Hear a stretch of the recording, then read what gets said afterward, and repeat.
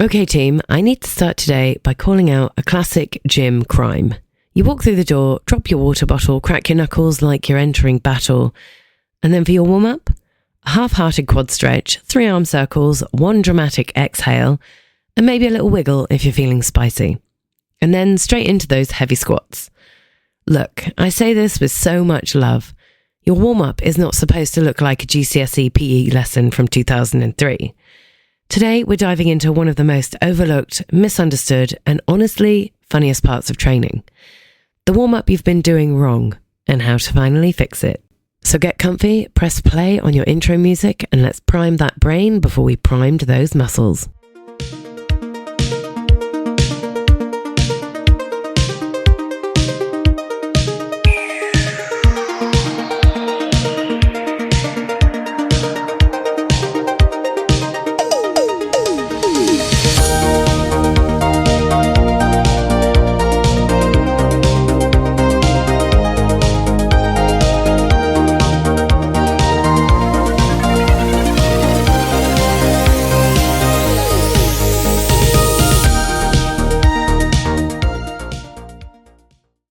Welcome back to the Fundamentals of Fitness, the podcast where we cut through the fluff, the fads, and the fitness folklore and bring you the science-backed truth.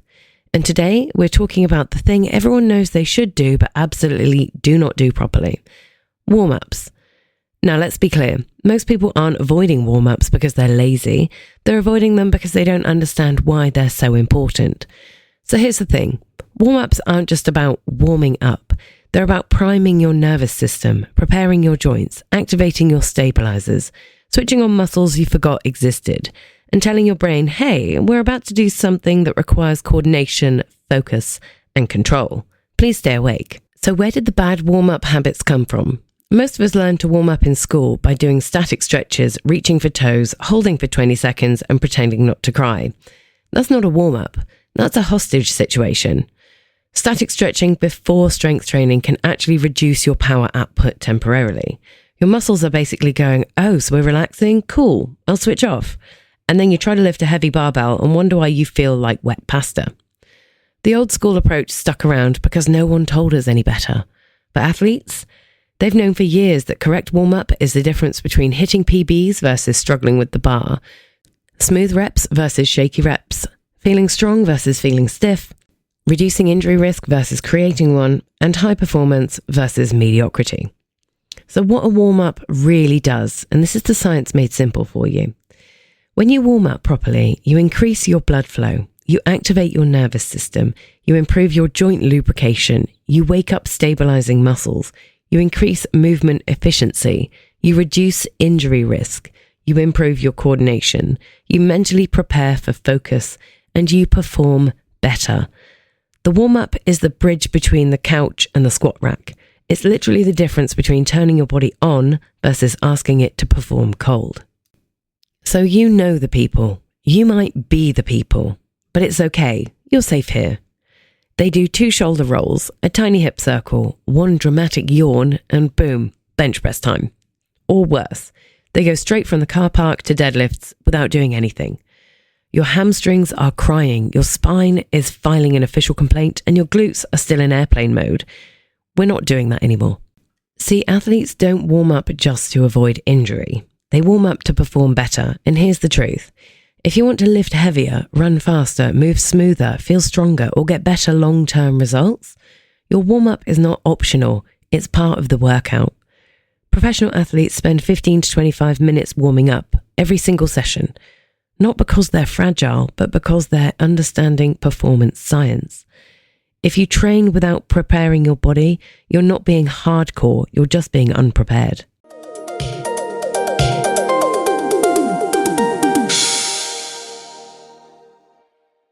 So let's break down what a real warm-up looks like. Not the old school toe touches, not the swing your arms like a windmill and hope for the best technique, and definitely not the I'll warm up with my first set lie like we've all told ourselves.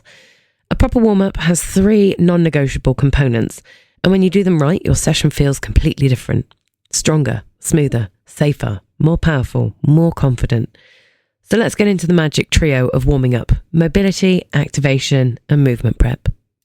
Number 1, mobility, opening the joints, loosening the restrictions. Mobility is not flexibility. Flexibility is passive, how far your muscles can stretch when you're relaxed. Mobility is active, how far you can move with control. Mobility is what actually prepares your body for the range of motion you'll need in the workout. Think of it as lubricating your joints before loading them. If you don't do mobility, you're basically trying to squat with a stiff hinge and rusty bolts. What mobility actually does, it lubricates your joints, it increases blood flow, reduces stiffness, improves range of motion, preps tendons and ligaments, reduces injury risk, improves form and depth, and improves lifting confidence. It's not optional, it's structural. Here are some examples of mobility, realistic and quick. On a lower body day, ankle circles, knee rocks, deep squat holds or bounces, hip openers, cat-cow for spine and hamstring sweeps. Upper body day, thoracic rotations, shoulder cars, banded shoulder openers, wrist circles, chest openers, scap slides. And full body, you've got your world's greatest stretch, downward dog to cobra, walking lunges with rotation, arm reaches and neck mobility. These take 2 to 5 minutes. That's it. Not a whole yoga class, just enough to unlock the joints. Number 2, activation, waking up the muscles that love to sleep on the job. And this is where most warm-ups fail. People think mobility alone is enough, but mobility is just the door. Activation is turning on the lights inside the room. Activation is about switching on the muscles you need for the workout, especially the ones that tend to get lazy or inhibited. For most people, that's glutes, hamstrings, core, mid-back, and stabilizers. If you've ever gone into a workout and felt off, weak, wobbly, or unstable after your first few sets, that's because your body isn't activated. And what activation actually does, it improves your muscle firing, improves your stability, reduces knee, hip, and back pain. It increases your coordination, it boosts strength output, and ensures your big muscles do the work. It protects your joints and it makes your form safer. Activation is the difference between lifting with your glutes versus lifting near your glutes. There's a massive difference. So some examples of activation for your lower body day: glute bridges, banded lateral walks, hamstring sliders, single leg balance, hip hinge practice, and banded knee outs. For your upper body day, scap retraction, wall slides, banded pull aparts, serratus activation, light tricep pushdowns, and rotator cuff activation. For full body day, you've got dead bugs, bird dogs, planks, standing band rotations, marching drills, and low-level skipping. These take 3 to 6 minutes, and they make a huge difference in how strong and stable you'll feel. Number 3, movement prep, rehearsing the pattern you're about to train. This is where warm-ups go from meh to elite. Movement prep is about practicing the exact movement pattern you'll train, but with lighter weight, slower tempo, controlled range of motion, and more awareness. It's your preview before the main lift. Think of it like an athlete doing technique work before performance, or a racing driver doing a slow lap before pushing full speed, or a martial artist drilling a kick slowly before sparring. Movement prep prepares your brain for the session just as much as your body. What movement prep does, it reinforces technique, improves mind-muscle connection, reduces injury, increases confidence under load, improves power output, enhances coordination, sets the quality for the whole session. It's not just warming up, it's skill training. So some examples of movement prep if your main lift is your squat. You've got bodyweight squats, tempo squats, goblet squats, paused squats, and banded knee drives. If your main lift is deadlift, you've got hip hinge drills, RDLs, light kettlebell deadlifts, bracing practice, and single leg RDLs. If your main lift is bench or a push, you've got banded chest press, scap engagement, tempo push-ups, light DB presses, and paused reps. If your main lift is a row or a pull, you've got lat engagement, band rows, scap retraction, slow machine rows, and technique flow. Movement prep only needs 2 to 5 minutes, but it will instantly improve your strength and form. Putting it all together, the perfect warm-up formula. And here is the warm-up structure I use with my clients, athletes, and myself. Mobility, 2 to 3 minutes. Open up the joints, loosen tight areas, improve movement freedom. Then you've got activation. Wake up the muscles you need, stabilize the joints, and prepare the nervous system for about 3 to 6 minutes. Then you've got movement prep. That's 2 to 5 minutes. Rehearse the exact patterns, dial in technique, and cue the brain for quality. Total time is about 7 to 14 minutes. Easy, powerful, effective. A warm-up that actually prepares you.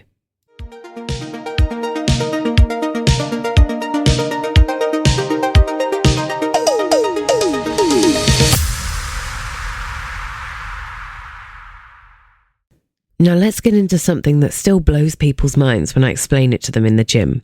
A good warm-up doesn't just help you avoid injury, it actually makes your lifts feel easier and makes you stronger. Most people think warm-ups are boring, obligatory thing that sits between them and the real workout. But the truth is this, your warm-up is part of your workout, and it directly affects how well you perform. Let me explain why, and I promise you this will make you rethink how you approach every single session from now on. Number 1, warm-ups improve strength. Literally. Here's the science in normal human language. When you warm up properly, mobility, activation, movement prep, you are priming your nervous system. Your nervous system is the thing that tells your muscles when to contract, how fast, how hard, and how coordinated everything needs to be. Think of it like Wi-Fi. Cold, unprepared muscles equals 1 bar signal. Warm, activated muscles, 4 bars, high-speed fiber optic. If your nervous system is sleepy, your body will not give you maximum strength, maximum control, or maximum range.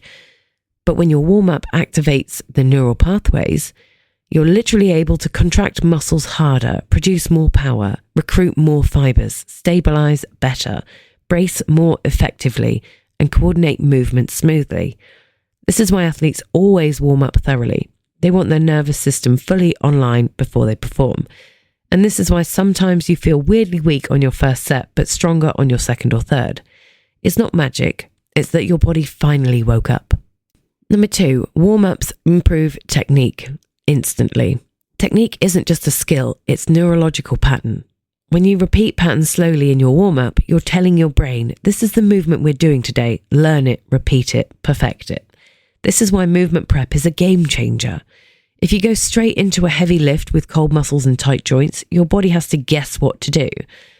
But when you rehearse that pattern first, your brain and body already understand your stance, the joint angles, the path of the bar, the breathing pattern, the bracing sequence, the stabilizers required. This is why movement prep is like rehearsing your lines before going on stage. You wouldn't run onto the West End stage without practicing your lines, so why would you run into the squat rack without practicing the movement? 3, warm-ups improve joint stability, the secret sauce. Okay, so here's something almost no everyday gym goer thinks about. Your joints need your stabilizing muscles to be awake before you load them. Let me explain. Your big, powerful muscles, quads, glutes, chest, lats, they get all the credit. They're the ones doing the heavy lifting, right?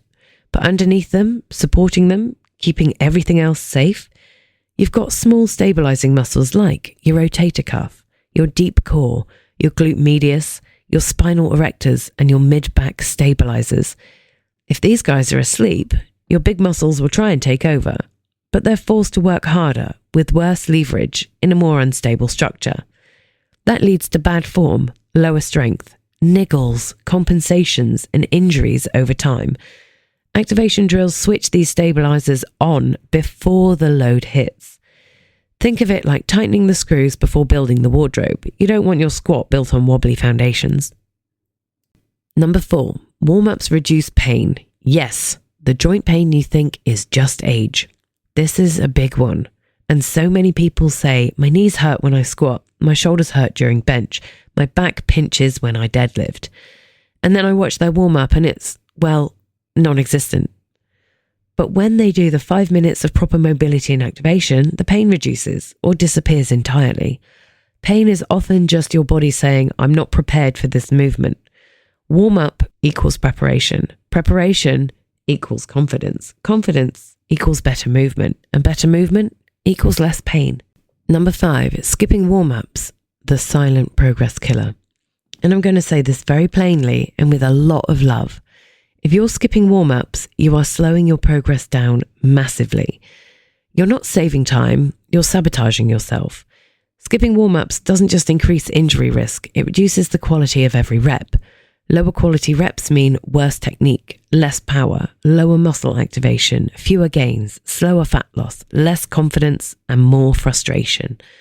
Warm-ups are not just the boring bit, they're the upgrade, they're the accelerator. They're what separates someone who trains versus someone who trains well.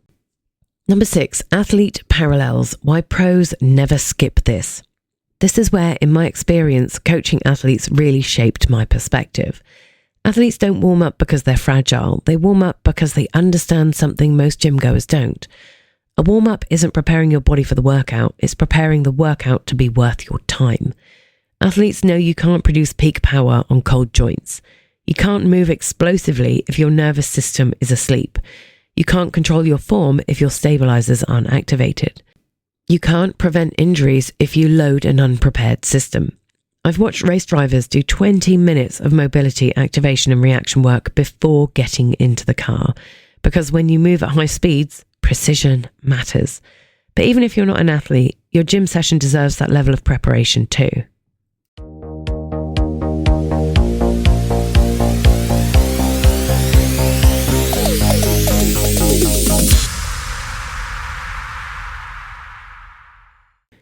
Alright, now we're getting into the part that will make 90% of you say, oh my gosh, Alison, I needed this years ago. Because here's the truth, we don't all have 20 minutes to warm up like elite athletes. We don't all want to do weird mobility drills in the middle of a crowded gym, and we don't all arrive early. We don't all want to roll around on the floor doing glute activations with a band that looks like a medieval torture device. You want something simple, quick, and effective. Not awkward, embarrassing, and definitely not involving lying on the gym carpet that 500 sweaty people have sweated on before you. So in this section, I'm going to give you warm-ups for busy people, shy people, late people, anxious gym goers, beginners, intermediates, athletes, and you, someone who wants to train well and look confident doing it. So let's go. The 4-minute warm-up for when you're late, stressed, or both. This is your minimum effort dose warm-up. If the gym shuts in 25 minutes and you've speed walked in like you're on a mission, this is your best friend. It's 4 minutes. Yes, it works. Yes, it's scientific enough when done well. Minute 1, mobility flow. 30-second hip openers, 30 seconds spine mobility, so cat-cow, standing, or wall roll-downs. Minute 2, dynamic movement, so 20 seconds bodyweight squats, 20 seconds hip hinges, 20 seconds arm circles and shoulder rolls. Minute 3, activation. 20-second glute squeezes or band walks, 20 seconds core bracing practice, 20 seconds scap retraction, or the closest approximation if you don't have bands. And minute 4, movement prep, 20 seconds slow squats, 20 seconds light RDL or hinge, 20 seconds slow push-ups, and 20 seconds light row pattern. This takes literally 4 minutes. You can do it in a corner without looking weird, and it makes your first working set 10 times better.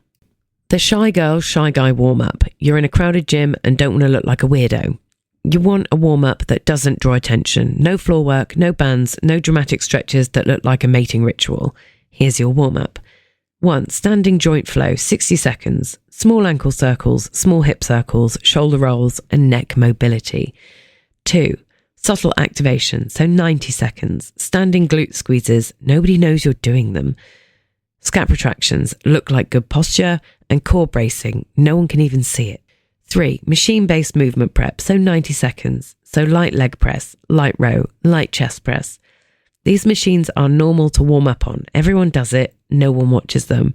You warm up without feeling self-conscious. Perfect.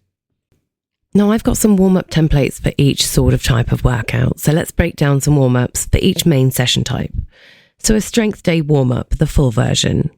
3 to 4 minutes of mobility, hip openers, ankle mobilization, thoracic rotation and wrist mobility. Then we move into activation, 3 to 5 minutes of glute bridges, band walks, dead bugs or planks, and then scap engagement drills. And then movement prep, 2 to 4 minutes, light sets of your first lift, tempo reps, paused reps. That's a total of 8 to 12 minutes, and you will lift heavier. This is a promise and a threat. Then you've got cardio day warm-ups, so mobility for 1 minute, ankles, hips and spine. Dynamic movement for 2 minutes. Marching, high knees, heel kicks and arm swings. Then you've got a build-up, so 2 to 3 minutes. So start slow and gradually increase your speed over 2 to 3 minutes. When people jump straight into fast running or cycling without a ramp up, that's when injuries happen. Warm up your engine before you race. Then you've got class warm-ups, so spin, hip, boxing, circuits. And most class warm-ups are rushed and generic. So here's how to fix it. Arrive 3 minutes early. Trust me, it'll be the best thing you ever do. Do your warm-up, glute squeezes, thoracic mobility, ankle rolls, shoulder openers, and then join the class warm-up. This will make a huge difference, especially for people with tight shoulders or hips.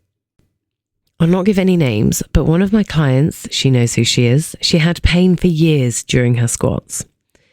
We improved her warm-up because she'd never really done one before. She just used to get on the treadmill, do a couple of minutes, and then just wiggle her legs around and hope for the best. So we started with 90 seconds of hip mobility, 60 seconds of ankle mobility, 1 minute of glute activation, and 1 minute of light squats. And she told me that her pain went within one session. She messaged me afterwards saying, why did no one tell her this earlier? And another one of my clients used to tell me that he thought warm-ups were a scam. He said he skipped them. They just felt like time wasters. Until one day he tried a 10-minute version that I gave him. And then he messaged me saying, my lifts felt smoother and my knees aren't clicking and I actually felt ready. Is this witchcraft? No, it's a warm-up done properly. So here's a minimum effective dose warm-up for people who hate warm-ups. And if you only do this, you are still better than 80% of the gym floor. Lower body minimal warm-up, 30 seconds ankle mobility, 30 seconds hip openers, 10 slow controlled squats, and 1 light warm-up set. For upper body minimal warm-up, 30 seconds scap mobility, 30 seconds shoulder cars, and 10 slow push-ups, 1 light warm-up set. 3 minutes time. Quality, massive.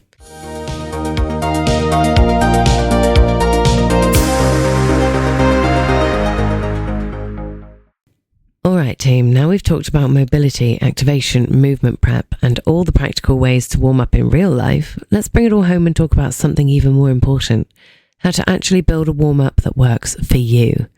Because the truth is that no two bodies move the same, no two humans have the same training history, and no two lifestyles create the same level of stiffness or stress. And no two people walk into a gym feeling exactly the same every day. So instead of memorizing a rigid routine, I want to help you build a warm-up that adapts to your body, your goals, your schedule, your aches, your confidence, your energy, and your training style. So number 1, find your tight spots, your personal red flags, and start by asking yourself 3 questions. Where do I always feel stiff? Is it your hips, shoulders, ankles, or back? Where do I always feel weak or sleepy? Glutes, core, upper back? And what movement patterns always feel awkward at first? Squats, hinges, pressing, or pulling? Your warm-up should target your specific weak links, not someone else's Instagram routine. And this is where most people go wrong. They do warm-ups they saw online, not warm-ups their actual body needs. Warm-ups should be personalised, just like training, just like nutrition. Number 2, choose your mobility, 2 to 3 minutes. This is your movement freedom section. Pick 1 to 2 mobility drills for the joints you need to open the most. An example, tight hips, do hip openers, deep squat pulses. Stiff ankles, do ankle rocks, knees over toes mobility. Tight thoracic spine, rotations, thoracic openers. Tight lats, do wall reaches or hanging. And tight hamstrings, do hamstring sweeps. Don't pick everything. Pick what matters for your session. Number 3, choose your activation for 3 to 5 minutes. Choose 2 to 3 activation exercises that target the muscles you know tend to go offline. Your example, glutes not firing, glute bridges, band walks, core not bracing, dead bugs, bird dogs, or planks. Shoulders unstable, do scap retractions and band pull aparts. Hamstrings lazy, do hamstring sliders. Back rounding in squats, do anti-flexion bracing. Choose the areas that help your main lift. This is where the magic happens. Number 4, choose your movement prep, 2 to 5 minutes. This is your dress rehearsal. Pick 1 drill, a light version of the lift, a paused version, a tempo version, a pattern drill, or just doing the lift itself with an empty bar. Movement prep doesn't need to be fancy, it just needs to reinforce the skill.